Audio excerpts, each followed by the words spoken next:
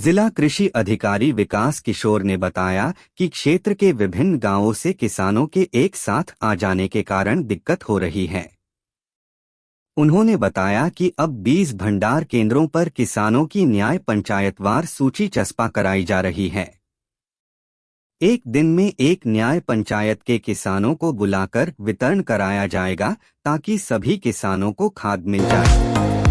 जालौन जिले में एक दुखद घटना में 19 वर्षीय तिलक वर्मा की ट्रैक्टर दुर्घटना में मृत्यु हो गई। वह अपने दोस्त के साथ खेत की जुताई कर रहा था। उसका संतुलन बिगड़ गया और वह रोटावेटर में फंस गया। तिलक को बचाने के प्रयास में उसका दोस्त भी घायल हो गया।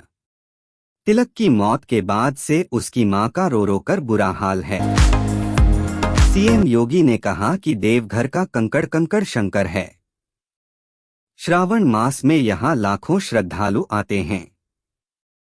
उन्होंने अपील की कि बाबा की नगरी में बाबा का भक्त ही जीत कर जाना चाहिए।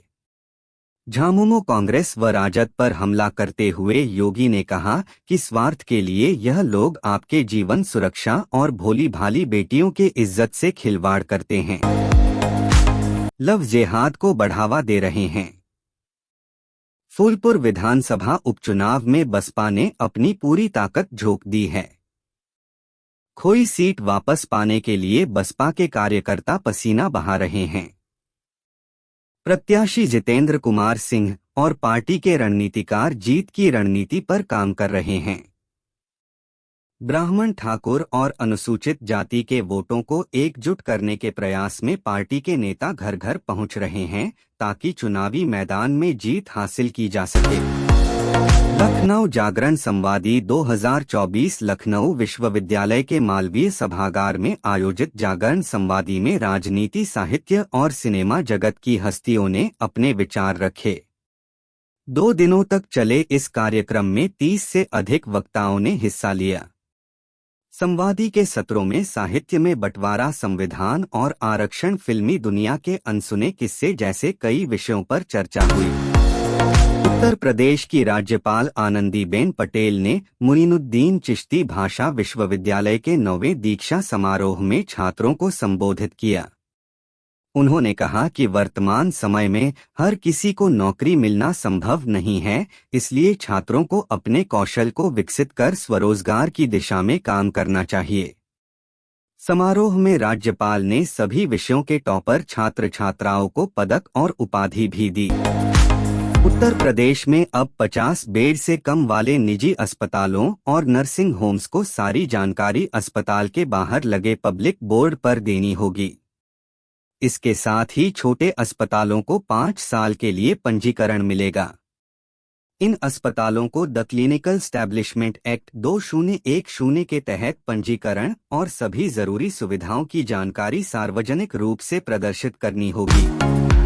विधायक के मालिकाना मोहल्ले स्थित 3 मंजिला आवास में घरेलू नौकरानी नाजिया ने 8 सितंबर को फांसी लगाकर आत्महत्या कर ली थी। इस मामले में पुलिस ने जांच आदि के बाद 10 सितंबर को विधायक, उनकी पत्नी व बेटे जईन बेग के खिलाफ बाल श्रम, बंधुआ मजदूरी और आत्महत्या के लिए उकसाने समेत अन्य मामलों में मुकदमा दर्ज किया था। यूपी में बिजली चोरी रोकने और प्रत्येक यूनिट खपत का हिसाब रखने के लिए यूपीसीसीएल ने 30,000 ट्रांसफार्मर पर स्मार्ट मीटर लगाने का काम शुरू कर दिया है। अब तक 50 ट्रांसफार्मर पर स्मार्ट मीटर लगाए जा चुके हैं। आगामी 3 माह में सभी ट्रांसफार्मर में स्मार्ट मीटर लगाने का काम किया जाएगा। स्मार्ट मीटर के लग जाने के कई सारे फायदे होंगे। केंद्र सरकार ने उत्तर प्रदेश के बदायूं जिले से सस्ती दरों पर खाद्यान्न उपलब्ध कराने की योजना शुरू की है। इस योजना के तहत आम नागरिकों को उपभोक्ता केंद्रों तक जाने की आवश्यकता नहीं होगी, क्योंकि विशेष वाहन सीधे उनके पास तक पहुंचेंगे। ये वाहन 5 और 10 किलो के पैकेट में आटा, चावल और दाल जैसी आवश्यक चीजें बेचेंगे। महाकुंभ से पहले इतनी बड़ी संख्या में संगम किनारे पहुंचे पक्षी देश विदेश से आने वालों के लिए आकर्षण का केंद्र बन चुके हैं। इंडियन स्कीमर फिलहाल रेत के टीले पर सुबह शाम आपको टहलते हुए आसानी से दिख जाते हैं। यहाँ मां गंगा के किनारे शेड्यूल 1 की Indian schemer Siberian black crane सारस जैसी 90 से अधिक प्रजातियों के पक्षी फिलहाल महाकुंभ के स्वागत के लिए आ गए हैं। पूरा दिल्ली एनसीआर भीषण वायु प्रदूषण की चपेट में है। आसमान में धुंध की चादर छाई है। वायु गुणवत्ता सूचकांक AQI खतरनाक स्तर को पार कर गया है। लोगों को मास्क पहनकर ही घर से बाहर निकालने की सलाह दी जा रही है। इस बीच सोमवार को घनी धुंध और कम दृश्यता की वजह से दिल्ली की 11 फ्लाइटों को देहरादून और जयपुर जैसे शहरों में डाइवर्ट करना पड़ा है।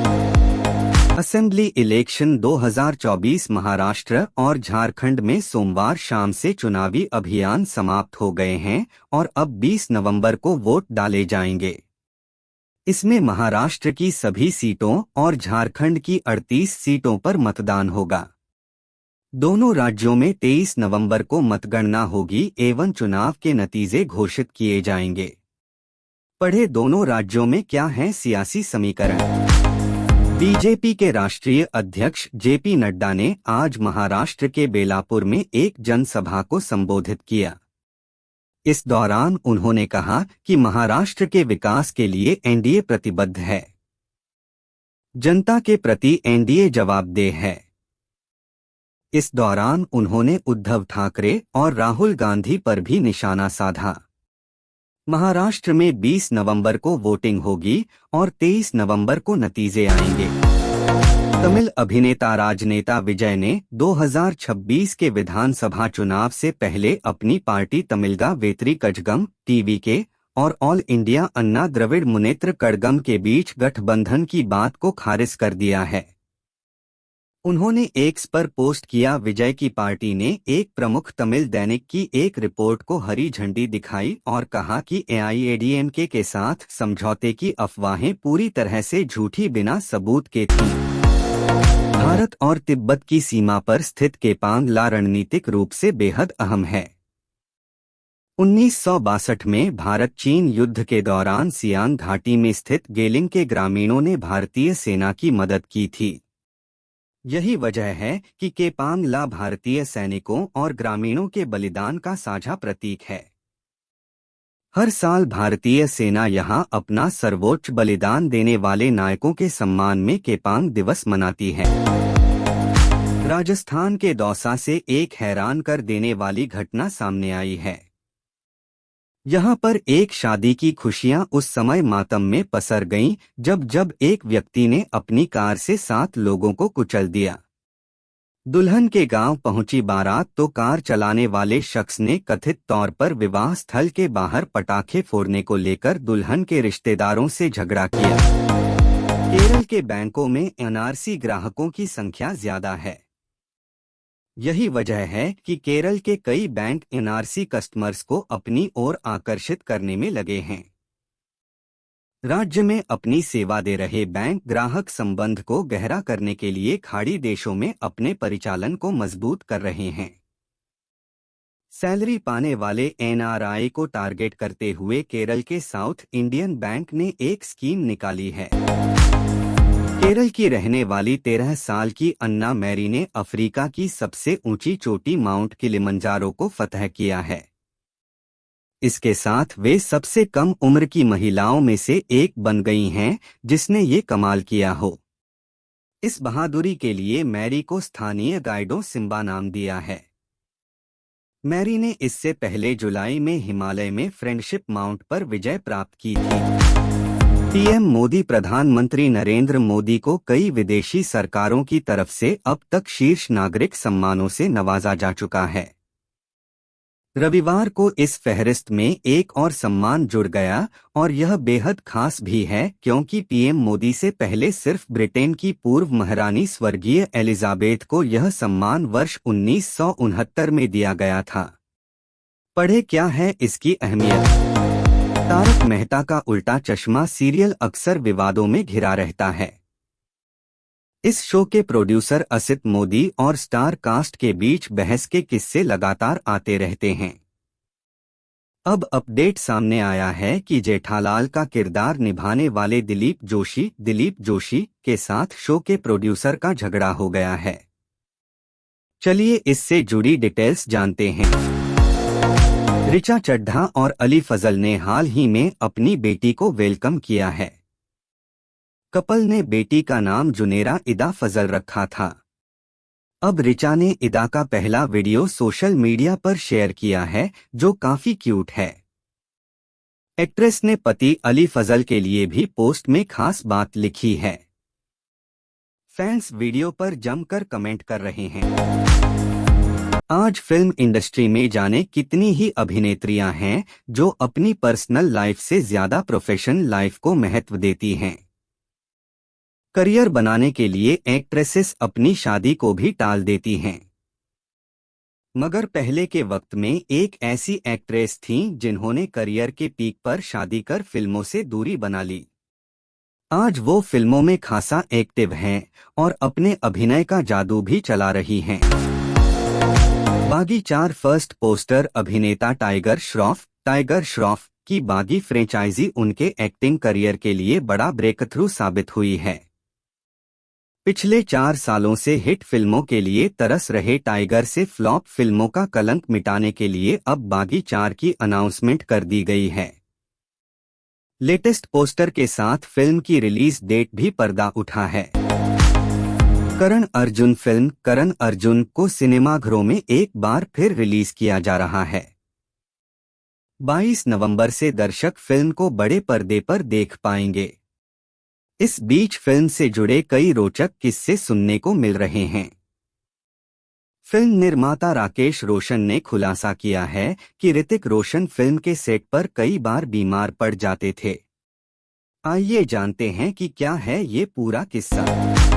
उमा दासगुप्ता डेथ। भारतीय सिनेमा के इतिहास के दिग्गज फिल्म मेकर रहे सत्यजीत रे की कल्ट मूवी पाथ पंचाली में दुर्गा का किरदार निभाने वाली अभिनेत्री उमा दासगुप्ता का निधन हो गया है। उन्होंने 84 साल की उम्र में इस दुनिया को अलविदा कह दिया है। उमा के देहांत की खबर सामने आते ही मनोरंजन जगत में शोक की लहर छा गई है। मार्कस स्टोइनिस की तूफानी पारी की बदौलत ऑस्ट्रेलिया ने तीसरे T20 में पाकिस्तान को 7 विकेट से मात दी।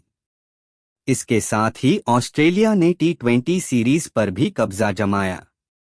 आखिरी T20 में पाकिस्तान ने टॉस जीतकर पहले बल्लेबाजी करते हुए 18.1 ओवर में 117 रन बनाए। जवाब में ऑस्ट्रेलिया ने 11.2 ओवर में ही 3 विकेट खोकर टारगेट चेस कर लिया। भारत बनाम Australia IND versus US test के बीच 5 मैचों की टेस्ट सीरीज का आगाज 22 नवंबर से होना है। पहला टेस्ट मैच पर्थ में खेला जाना है। इस टेस्ट से पहले पूर्व भारतीय क्रिकेटर सौरव गांगुली ने रिव स्पोर्ट्स से बातचीत करते हुए कहा कि उन्हें लगता है विराट कोहली के बाद भारतीय टेस्ट में ऋषभ पंत सर्वश्रेष्ठ बैटर होंगे। भारत और ऑस्ट्रेलिया के बीच 5 मैचों की टेस्ट सीरीज की शुरुआत 22 नवंबर से होने वाली है। इस टेस्ट सीरीज के पहले टेस्ट में कप्तान रोहित शर्मा नहीं खेलेंगे। उनकी जगह टीम की कमान जसप्रीत बुमराह के पास है। इस बीच पर्थ टेस्ट के लिए शुभमन गिल चोटिल होने की वजह से लगभग बाहर है। उनकी जगह देवदत्त पडिक्कल को नंबर 3 पर मौका मिल सकता है। धोखाधड़ी के एक मामले में भारतीय क्रिकेट टीम के कोच गौतम गंभीर को आरोप मुक्त करने के निचली अदालत के फैसले को रद्द करने के सत्र अदालत के निर्णय पर दिल्ली हाई कोर्ट ने रोक लगा दी है। न्यायमूर्ति मनोज कुमार ओहरी की पीठ ने मामले पर नोटिस जारी कर सुनवाई स्थगित कर दी। गंभीर ने सत्र अदालत के निर्णय को चुनौती दी है।